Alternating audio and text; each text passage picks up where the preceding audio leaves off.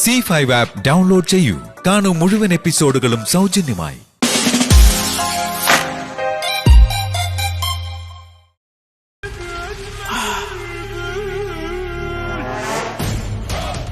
Doctor, ഇനി operation വേണ്ടി വരുമോ?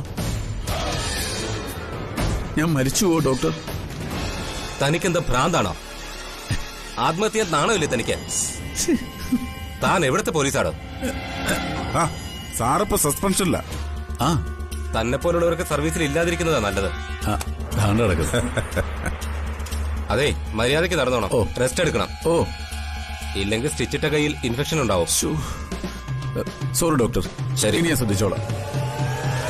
ഞാൻ കാരണം നിങ്ങൾക്കൊരു ബുദ്ധിമുട്ടുണ്ടാവുകയല്ല. പോരെ? ഞാനൊരു പെൺകുട്ടിയെ സ്നേഹിച്ചു. അവള് തന്ന സമ്മാനമായത്. പക്ഷേ അവളെ ഞാൻ പോലീസിന് ഒറ്റിക്കൊടുക്കില്ല.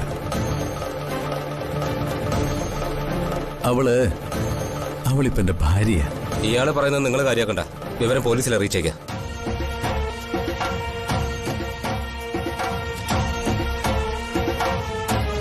പോലീസിനെ അറിയിച്ച കുഴപ്പമാവത്തില്ല സാറേ. സാറ് കുറച്ചൊരു വിശ്രമിക്കും. പോലീസ് വരണമെങ്കിൽ വരട്ടെ. ഒരു പോലീസും വരികയല്ല. അതൊക്കെ ഞാൻ നോക്കിക്കോളാം. പക്ഷേ അവളെ വിട്ട് കളയില്ല ഞാൻ.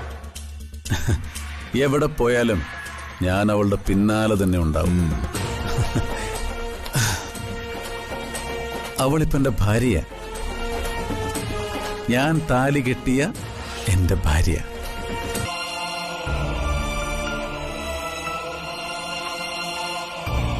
എന്തായാലും നീ അവന്റെ കയ്യിൽ നിന്ന് രക്ഷപ്പെട്ടല്ലോ.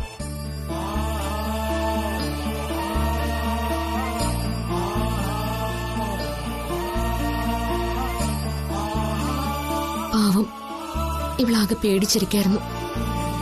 മോളെ, അകത്ത് പോയി കുറച്ചു നേരം വിശ്രമിക്കുക. ശരി. പേടിച്ചിട്ടൊന്നും ഒരു കാര്യമില്ല. അവനെപ്പോലുള്ള ദുഷ്ടന്റെ ശല്യം ഇല്ലാതാക്കാൻ നിയമപരമായി ചെയ്യാൻ കഴിയുന്ന എല്ലാ കാര്യങ്ങളും ചെയ്തേ പറ്റൂ. കമ്മീഷണറുമായി ഞാൻ സംസാരിച്ചു. വേണ്ടത് ചെയ്യാമെന്ന് അദ്ദേഹം ഉറപ്പ് നൽകിയിട്ടുണ്ട്. ആരുടെ ഉറപ്പിൽ ഒരു കാര്യമില്ല.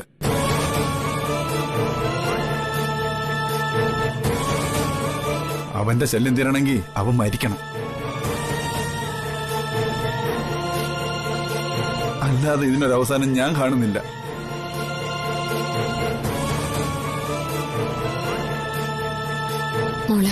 മോള് പേടിക്കണ്ട. നമുക്ക് എന്തെങ്കിലും വഴിയുണ്ടാക്കാം. ഇതിനൊരു വഴിയേ ഉള്ളൂ. ഒന്നെങ്കിൽ ഞാൻ അയാളുടെ ഭാര്യ ആവണം, അല്ലെങ്കിൽ അച്ഛൻ പറഞ്ഞതുപോലെ അയാൾ മരിക്കണം. എനിക്ക് പറ്റിയ തെറ്റിന് ഇപ്പൊ ശിക്ഷ അനുഭവിക്കുന്നത് നിങ്ങളെല്ലാരും ആണെന്ന് ഓർക്കുമ്പോ എനിക്ക് സഹിക്കുന്നില്ല ചേച്ചി.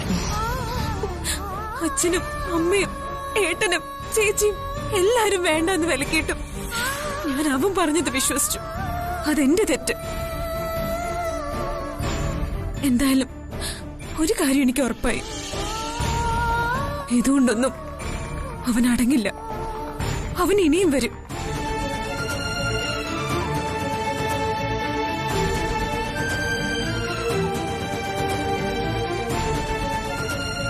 ഏട്ടാ,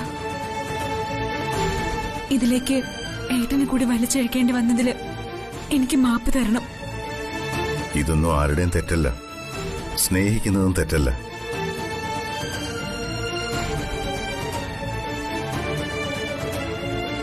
പക്ഷേ നമ്മളൊരാളെ സ്നേഹിക്കുമ്പോൾ അവർക്കതിനുള്ള യോഗ്യതയുണ്ടോ എന്ന് ആദ്യം നമ്മൾ തന്നെ സ്വയം മനസ്സിലാക്കണം. പ്രിയേ, നിന്നോട് പറഞ്ഞ വാക്കുകളൊന്നും പാലിക്കാൻ ഏട്ടന് കഴിഞ്ഞില്ല. പക്ഷേ ഇനി അവനത് ആവർത്തിച്ച എന്താ ചെയ്യേണ്ടതെന്ന് എനിക്കറിയാം. അതൊന്നും വേണ്ട ഏട്ടാ. ഞാൻ കാരണം ഏട്ടന്റെ ജീവിതം കൂടി അപകടത്തിലാക്കണ്ട. എന്റെ വിധിയായത്. ഇതിന് ഞാൻ തന്നെ പരിഹാരം കണ്ടോളാം.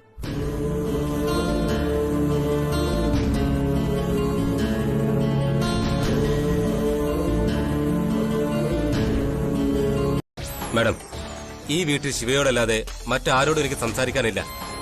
പ്ലീസ് നിങ്ങൾ ശിവയെ വിളിക്കേ. അപ്പൊ പറയാനുള്ളത് രഹസ്യം തന്നെയാണെന്ന് സമ്മതിച്ചു. ഞാൻ ഈ വീട്ടിലെ ആരാണെന്നറിയാമോ? ആരായാലും എനിക്കതറിയേണ്ട കാര്യമില്ല മാഡം. ഞാൻ വന്നതേ ശിവയെ കാണാനാ.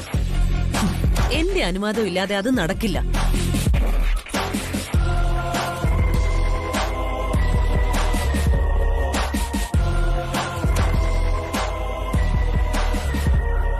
മായക്ക് എന്താ അറിയേണ്ടത്? അത് പിന്നെ ഇത് സൈമൺ എന്നെ കാണാവുന്നതാ. ഊട്ടിക്കടുത്തുള്ള ഗൂഡല്ലൂരാണ് സൈമന്റെ വീട്. ഇനി എന്തെങ്കിലും അറിയണോ? വേണ്ട. ആ സൈമ, എന്തൊക്കെയുണ്ട് വിശേഷങ്ങൾ?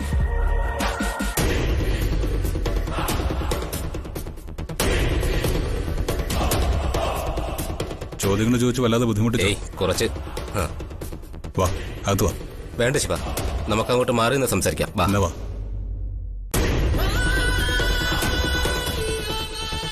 ശിവ പറഞ്ഞ കാര്യങ്ങളെക്കുറിച്ച് ഡീറ്റെയിൽ ആയ ഒരു അന്വേഷണം ഞാൻ നടത്തി. കുറച്ച് വിവരങ്ങൾ കിട്ടി. ശിവ സംശയിച്ചത് ശരിയാ. അതൊരു സാധാരണ അപകടമായിരുന്നില്ല.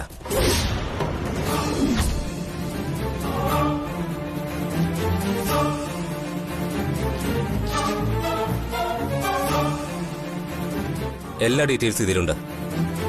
പോലീസ് സ്റ്റേഷനിൽ നിന്ന് എഫ്ഐആറിന്റെ കോപ്പി കിട്ടാൻ കുറച്ച് വൈകി. ഇത്രയും വർഷങ്ങൾ കഴിഞ്ഞ കേസല്ലേ. പിന്നെ ഇതെങ്ങനെ സംഘടിപ്പിച്ചു? അതൊക്കെ ഒപ്പിച്ചു. അന്ന് സ്റ്റേഷനിലുണ്ടായിരുന്ന പഴയ പോലീസുകാരെ കുറിച്ച് ഞാൻ അന്വേഷിച്ചു. ആ ടീമിലുണ്ടായിരുന്ന ഒരാളെ ഞാൻ കണ്ടെത്തി. കാർത്തിക് രാമാനുജൻ. ഇപ്പോ ഹെഡ് കോൺസ്റ്റബിളാ. അയാളാ മുരുകൻ ചെട്ടിയാരെ കുറിച്ച് പറഞ്ഞത്. മുരുകൻ ചെട്ടിയാരോ? ആരായാള്? ഒരു തമിഴൻ ലോറി മുതലാളിയാണ്. അന്നിടിച്ച ആ ലോറി മുരുകൻ ചെട്ടിയാരുടേതാണ്. അയാളുള്ള സ്ഥലത്തെക്കുറിച്ചൊരു സൂചന കിട്ടിയിട്ടുണ്ട്. എടിത്താരെ, എന്താ മായച്ചി? ഈ വീട്ടില് ജ്യോതിയുടെ കാര്യം അല്ലാതെ നമ്മൾ അറിയാത്ത മറ്റൊരു കാര്യം നടക്കുന്നുണ്ട്. എന്ത് കാര്യം? എസ്കെയുടെ കാര്യമാ ഞാൻ പറഞ്ഞത്. ആരാ എസ്കെ കാണാൻ വന്ന ചെറുപ്പക്കാരൻ? അയാൾ എസ്കെയുടെ കയ്യിൽ കൊടുത്ത ഫയലിൽ എന്തായിരിക്കും ഉള്ളത്? അയാളോട് ഞാൻ ആദ്യം സംസാരിച്ചപ്പോഴും അയാൾക്ക് എന്തോ വെപ്രാളവും ടെൻഷനും ഉണ്ടായിരുന്നു. അയാൾ ആ കൊടുത്ത ഫയലിൽ എന്താണെന്ന് നമുക്കറിയണം. എന്നാ പിന്നെ നേരെ എസ്കെയുടെ മുറി പോയി നോക്കാം. കുഴപ്പമാവോ? എന്തു കുഴപ്പം?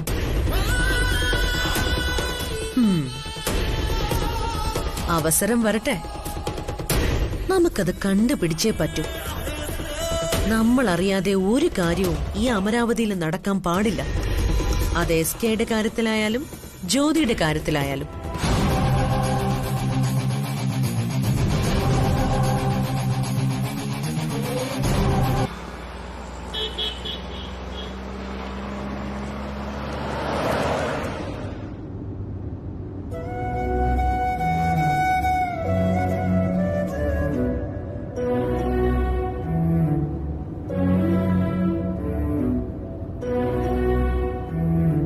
നിങ്ങളൊരു നല്ല മനുഷ്യനാ ഹിറ്റ്ലറെ. നിങ്ങളെ പോലെയുള്ള നല്ല മനസ്സുള്ള മനുഷ്യർ ഈ ലോകത്ത് വളരെ കുറച്ചേ ഉള്ളൂ. ഓഹോ, അതിപ്പോഴാണോ തോന്നിയത്? നേരത്തെ തോന്നിയതൊക്കെയാ, പറഞ്ഞില്ലെന്നേ ഉള്ളൂ. അല്ലെങ്കിലും പറഞ്ഞിട്ടെന്തിനാ? ഞാൻ പറയുന്നതിനൊന്നും ഒരു വിലയില്ലല്ലോ. വലിയ ഗമയല്ലേ? ഇനിയിപ്പൊ ഇതും കൂടി പറഞ്ഞിട്ട് ആ ഗമ കൂടണ്ടെന്ന് വിചാരിച്ചു. അതുകൊണ്ടാ പറയാതിരുന്നെ. പിന്നെ ഇപ്പൊ എന്തിനാ പറഞ്ഞത്? ഓ, അതെന്റെ തെറ്റ്, സമ്മതിച്ചു. ഇനി പറയത്തില്ല, പോരെ?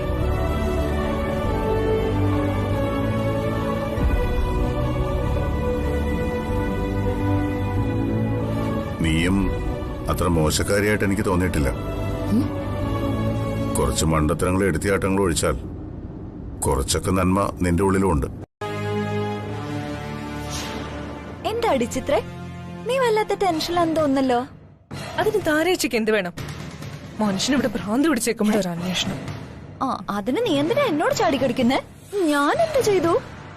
നിന്റെ മട്ടും ഭാവം കൊണ്ട് ചോദിച്ചു പോയതാ.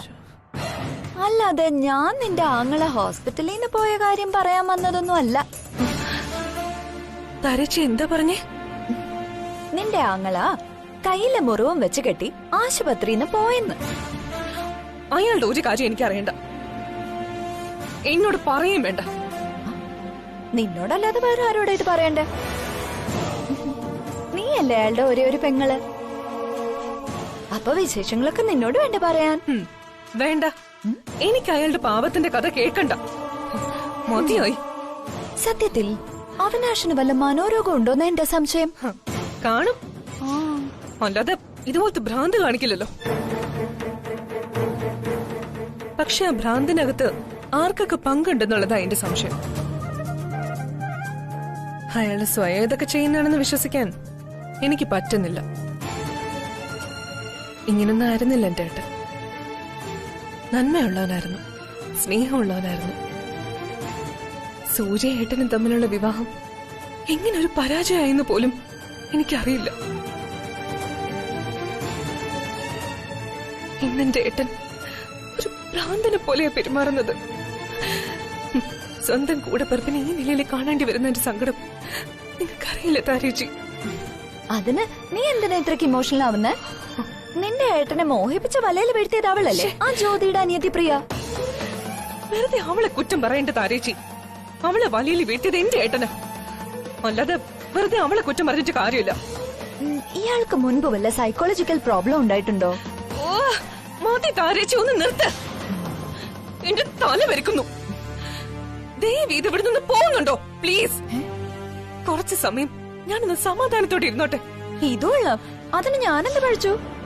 നിന്റെ ആങ്ങളേക്ക് ഭ്രാന്തുണ്ടോന്നൊരു സംശയം ചോദിച്ചല്ലേ ഉള്ളൂ. ഇനി ഞാൻ കാരണം നിന്റെ സമാധാനം ഒന്നും പോണ്ട. നിന്റെ ആങ്ങളെ എങ്ങോട്ട് പോയാലും എനിക്കൊരു കുന്തവും ഇല്ല. അല്ല പിന്നെ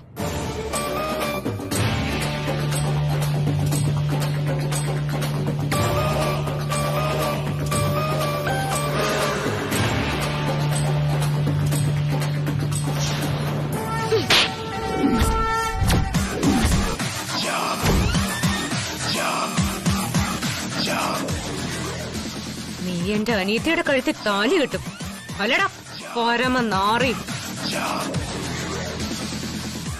തറയാ നിന്നെക്കാളും തറയാടാ ഞാൻ. നിന്റെ ഒരു താലി കിട്ടും.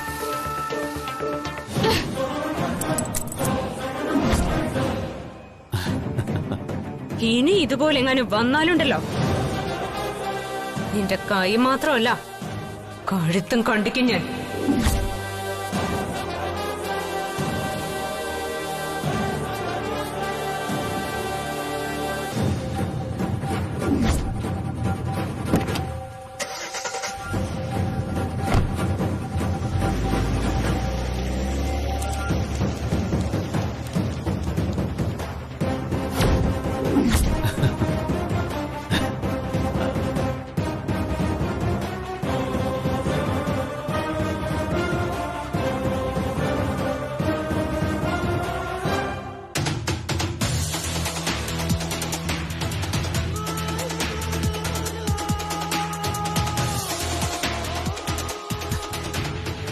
പാവം ജ്യോതിയും DKയും.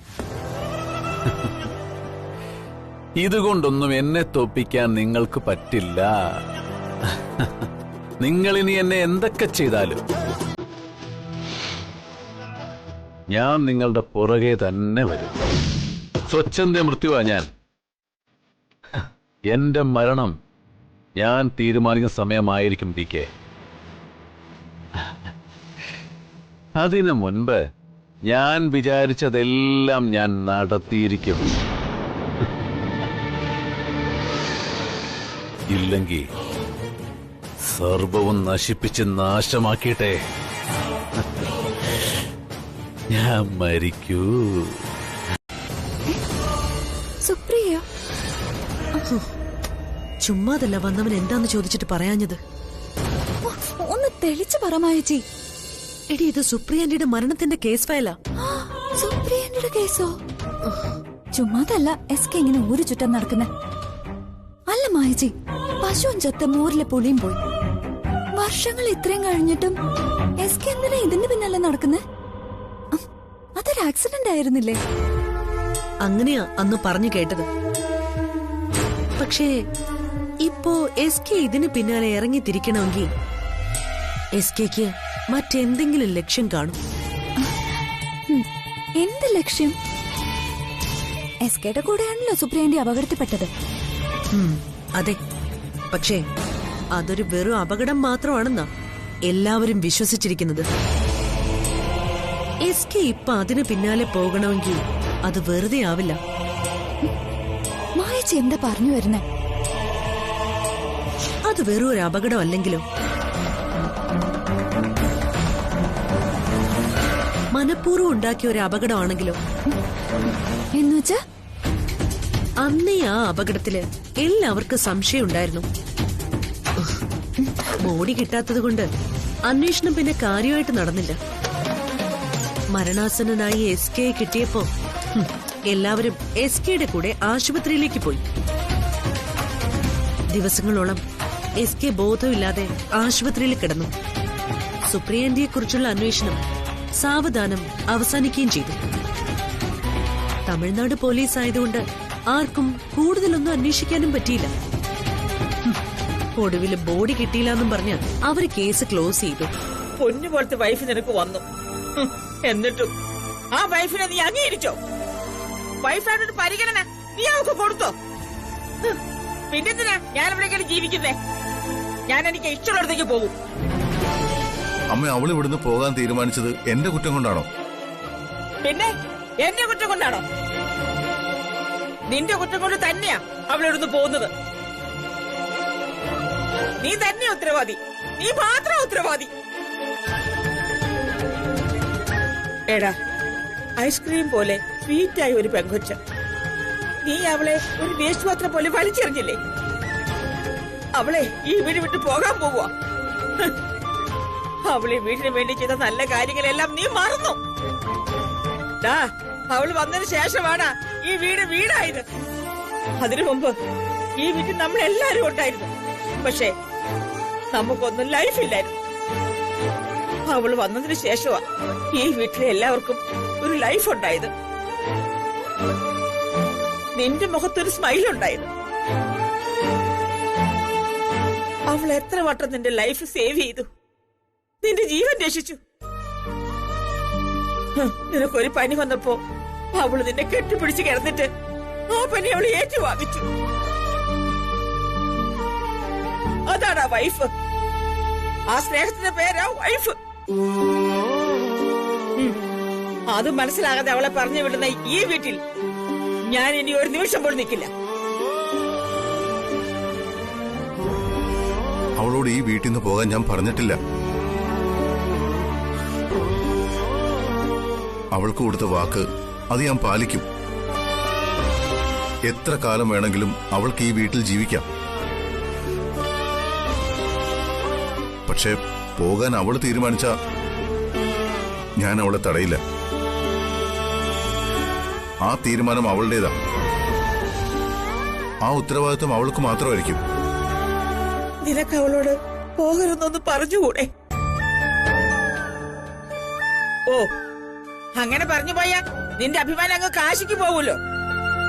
One thing I tell you, അവളോട് ഇറങ്ങിക്കഴിഞ്ഞാൽ പിന്നെ ഒരു നിമിഷം ഞാൻ ഇവിടെ നിൽക്കില്ല. ഞാനും ഇവിടുന്ന് ഇറങ്ങും. അമ്മ ഇത് എന്തൊക്കെയാ പറയുന്നേ? അമ്മ എങ്ങോട്ടാ പോകുന്നേ? എനിക്ക് ഇഷ്ടമുള്ളിടത്തേക്ക് ഞാൻ പോകും. ചിലപ്പോ കാശിക്ക് പോവും, ചിലപ്പോ ഹിമാലയത്തിലേക്ക് പോവും, ഇല്ലെങ്കിൽ മൈ ലിറ്റിൽ കണ്ണൻ ഗുരുവായൂരപ്പന്റെ അടുത്ത് പോയി ഇഷ്ടകാലം നാമം ജപിച്ച് ജീവിക്കും. എന്നിട്ട് അവിടെ കിടന്നൊക്കെ മരിക്കും. നിനക്കെന്താ നഷ്ടം? അല്ല, നീ എന്റെ ആരാ? അവൾ എന്റെ തോട്ടത്തിലെ ഏറ്റവും സുഗന്ധമുള്ള പൂവാണടാ. ഒറ്റയടിക്ക് പിച്ച് കളയാനുള്ളതല്ല. അതിന്റെ സുഗന്ധം മുഴുവൻ ആസ്വദിച്ച് ഒടുവിൽ ഓരോ ഇതളുകളായി കൊഴിഞ്ഞു വീഴും വരെ സൂക്ഷിക്കാനുള്ളതാ. ഇതെന്തൊരു സ്നേഹമാ സാറേ. ആ കൊച്ചിന്, സോറി, മാഡത്തിന് ഇതുവരെ സാറിന്റെ സ്നേഹം മനസ്സിലായിട്ടില്ല. കറക്റ്റ്. നിനക്ക് കാര്യം മനസ്സിലായി. അവക്ക് എന്നെ ഇഷ്ടമല്ലടാ, വെറുപ്പ. പക്ഷേ അവളെ ഞാൻ സ്നേഹിച്ച് കൊല്ലും. എന്നാലും സാറിന്റെ കൈ ആദ്യം മുറിക്കാൻ സാർ സമ്മതിച്ചത് മണ്ടത്തിലായിപ്പോയി. ഇവിടെ എങ്ങാനും കിടന്ന് ചത്തിരുന്നെങ്കിൽ എന്ത് ചെയ്തേനെ? ഡാ റോക്കി, അവളോടുള്ള സ്നേഹത്തിന്റെ സ്മാരകമാണടാ ഈ മുറിവ്. എന്റെ വിവാഹത്തിന്റെ സ്മാരകം. അവള് പോയെങ്കിൽ എന്താടാ? അവളിപ്പോ എന്റെ ഭാര്യയല്ലേ? ഞാൻ സിന്ദൂരം ചാർത്തി സുമംഗലിയാക്കി എന്റെ ഭാര്യ. അത് പറഞ്ഞിട്ട് എന്താ സാറാ കാര്യം? മാഡം ഇപ്പൊ സാറിന്റെ കൂടെ ഇല്ലല്ലോ, പോയില്ലേ? അവള് വരും. എന്റെ സ്നേഹം നിഷേധിക്കാൻ അവക്ക് പറ്റില്ലടാ. സാറേ, ഇത് കേസെങ്ങാനും ആയാ നമ്മൾ കൊടുക്കും. കേസോ? എന്ത് കേസ്? എടാ പൊട്ട, അവളെന്റെ ഭാര്യയാടാ.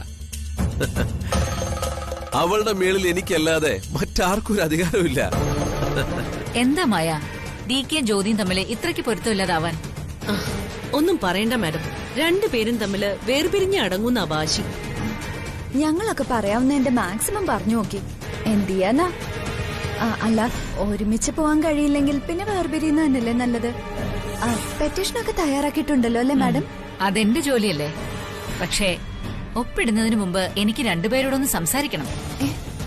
എന്തിന്? അവര് തമ്മിൽ നേരത്തെ സംസാരിച്ചുറപ്പിച്ചു കഴിഞ്ഞു.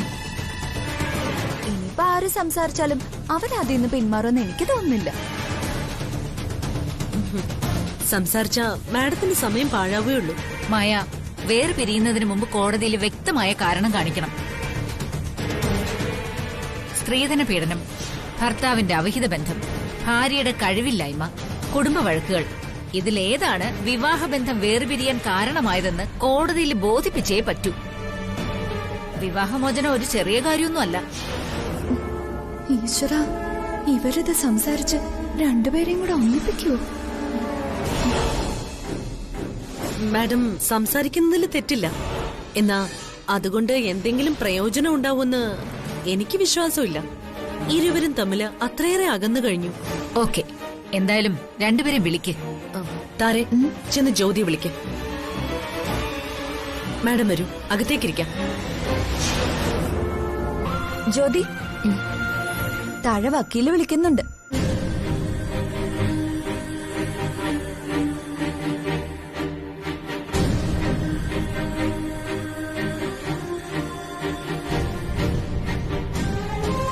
എന്തു പറ്റി? ഒന്നുമില്ല. നിന്റെ തീരുമാനത്തിന് മാറ്റമൊന്നും ഇല്ലല്ലോ അല്ലേ? പിന്നെ നഷ്ടപരിഹാരം ചോദിക്കുമ്പോ ദയവേദി അമരാവതി വീടൊന്ന് ഒഴിവാക്കണം. അതിനു പകരം എത്ര പണം വേണമെങ്കിലും ചോദിച്ചോ, DK തരും. ഞാനും മായച്ചി നിന്നെ സപ്പോർട്ട് ചെയ്യും. DKക്ക് ഈ വീടെന്ന് വെച്ചാ പ്രാണനാ. അമ്മയ്ക്കും അത് സഹിക്കാൻ പറ്റില്ല. ഇല്ല താരെ, മറ്റൊന്നും കിട്ടിയില്ലെങ്കിലും ഈ അമരാവതി വീട് എനിക്ക് കിട്ടിയേ പറ്റൂ. അത് തന്നെ ചോദിക്കാനാ എന്റെ തീരുമാനം. നീ ചെല്ല, ഞാനിപ്പോ വരാം. പൊയ്ക്കോ. നിക്ക. നിങ്ങളുടെ ഈ സ്നേഹപ്രകടനത്തിനുള്ളിലെ ചതി എനിക്ക് മനസ്സിലായി. ഈ അമരാവതി വീട് എന്റേതായി കഴിഞ്ഞ ആ നിമിഷം നീയും മായയും ഈ വീട് വിട്ടങ്ങ് പൊയ്ക്കോണം. ഞാൻ തന്നെ ഇത് വായിച്ചു കേൾപ്പിക്കാം. ദേ, ശ്രദ്ധിച്ച് കേട്ടോണം. പിന്നെ ആരും കേട്ടില്ലാന്ന് പറയരുത്. ജീവനാംശമായി 5 കോടി രൂപ വില വരുന്ന പ്രോപ്പർട്ടി.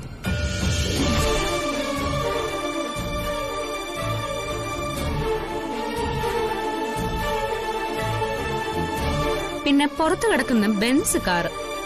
എനിക്ക് യാത്ര ചെയ്യാനേ.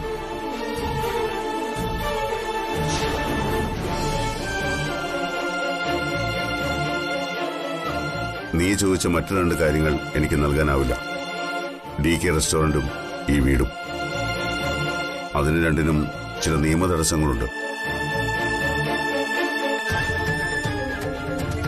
ഇത്രയും മതിയോ? അതോ ഇതിനേക്കാൾ വലിയ ഡിമാൻഡ് ഇനിയുണ്ടോ? പറയൂ. നീ എന്ത് ചോദിച്ചാലും അത് നൽകാൻ എനിക്ക് സമ്മതമുള്ളൂ.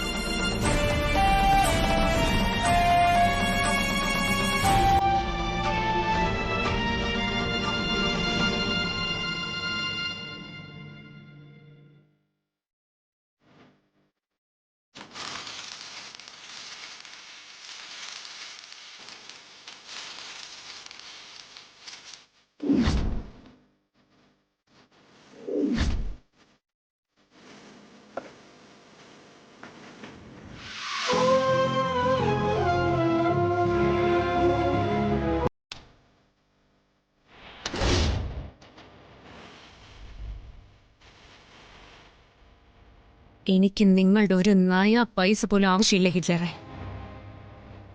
പണത്തിന് പകരം വയ്ക്കാൻ പറ്റുന്നതല്ല എന്റെ നഷ്ടങ്ങൾ.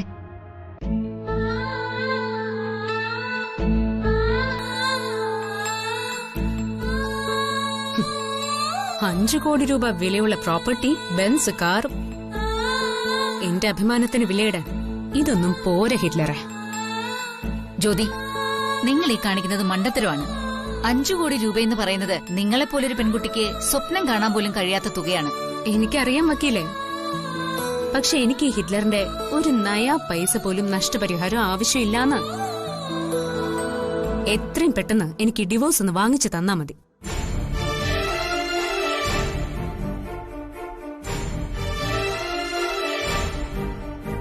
നിനക്ക് പിന്നെ എന്താ വേണ്ടത്? ഒന്നും തരാതെ നിന്നെ ഇറക്കി വിട്ടുന്നൊരു പേരുദോഷം നാളെ എനിക്കുണ്ടാവരുത്. നഷ്ടപ്പെട്ട എന്റെ ജീവിതത്തിന് പകരം വയ്ക്കാൻ നിങ്ങളുടെ പണത്തിന് പറ്റില്ല ഹിറ്റ്ലറെ.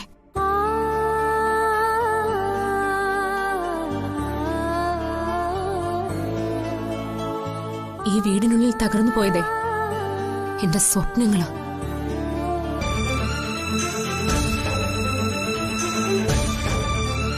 ഈ അമരാവതി അടക്കം എന്റെ പേരിലുള്ള സകല സ്വത്തുക്കളും ജ്യോതിയുടെ പേരിൽ എഴുതാനാ എന്റെ തീരുമാനം.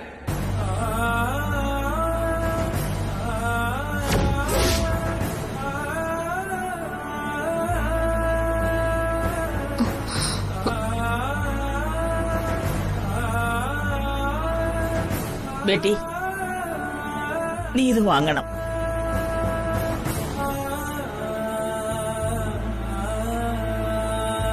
ഈ അമ്മ നിനക്ക് മനസ്സറിഞ്ഞ് തരുന്നതാ. മോളെ, നീ എന്ന് ഈ അമരാതിൽ ഉണ്ടാകണമെന്ന ഈ അമ്മയുടെ ആഗ്രഹം.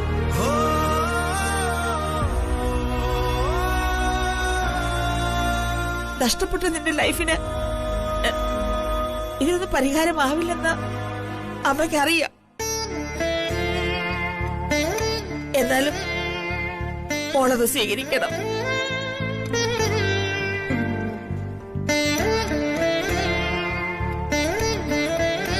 അമ്മ ക്ഷമിക്കണം, ഞാനിത് സ്വീകരിക്കില്ല.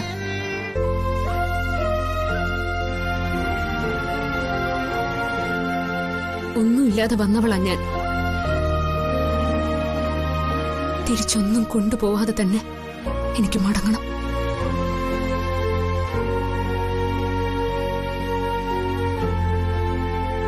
ഞാൻ ജീവനെ പോലെ സ്നേഹിക്കുന്ന എന്റെ ഭർത്താവിന്റെ സ്നേഹം ഒരിക്കൽ പോലും ലഭിക്കാതെ പോയവളാ ഞാൻ. ഡൗൺലോഡ് ചെയ്യൂ C5 ആപ്പ്. കാണൂ എല്ലാ എപ്പിസോഡുകളും സൗജന്യമായി.